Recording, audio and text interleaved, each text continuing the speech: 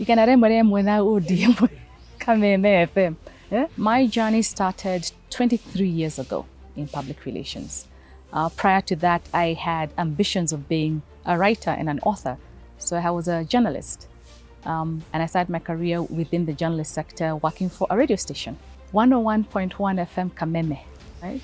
I was a producer for the women's show and a producer for one of the fun comedy shows called Givia, right? And an English Kikuyu countdown music show.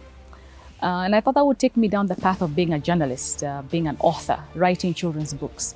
It was shortly after joining Capital FM that I realized that I had a different kind of passion in terms of marketing and communications. And I joined a very new public relations agency called Standard Public Relations. I can say I am happy with where I am, career-wise. I don't attribute my success for a lot of things that I have done, but it's also the people that I have met along the way, the people who've believed in me, even when I've not believed in myself. So when I look at the achievements I've had over that time, it's young people, being able to produce a show on Capital FM that focuses on young enterprises that are run by individuals who are under the age of 20 and sometimes under 25. And also being able to bring that kind of thinking into the NGO sector and starting the Jipange campaign, which brought us to the Sugar TV show. And most recently, the top 100 young Africans in conservation. Women, again, for me, is something I'm very passionate about. How do we nurture, mentor, and create those spaces for young women to get into those spaces?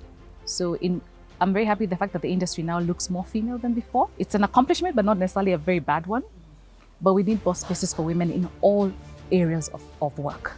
The challenge for me when always being a supervisor is being able to remember that you're dealing with people who also have career aspirations, who want to go somewhere, and also making sure that your empathy baton is on point, and sometimes balancing that empathy with rationale. In the next 2 years, I hope to be able to, career-wise and also family-wise, to take myself in a place where it stabilizes us.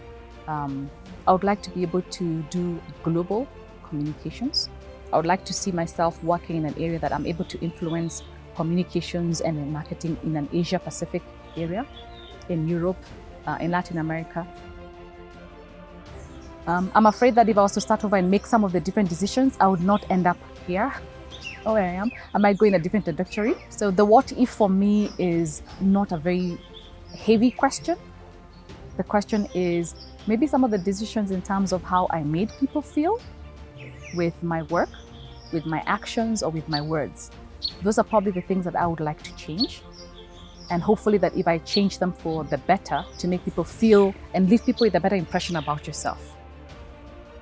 I think you can be better because you're uniquely you and there's no one else like you. Believe in yourself, even when other people are questioning you. And look at those questions as things that give you a reason to better define who you are.